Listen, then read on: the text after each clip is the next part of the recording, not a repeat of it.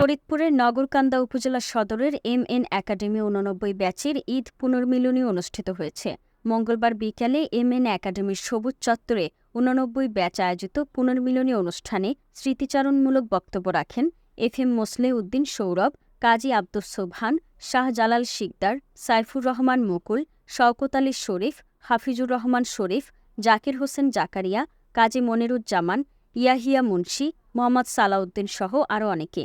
অনুষ্ঠান শেষে ৮৯ ব্যাচের বন্ধুরা এমএন একাডেমির সাবেক ভারপ্রাপ্ত প্রধান শিক্ষক আব্দুল হান্নান মিয়াকে দেখতে যায়। এরপর ৮৯ ব্যাচের বন্ধু অসুস্থ হয়ে শয্যাশয়ী নিরঞ্জনকে দেখতে যায় এবং চিকিৎসার জন্য তার হাতে ৩০,০০০ টাকা তুলে দেওয়া হয়। শারমিন আক্তার, পূর্বাচল টিভি, ঢাকা।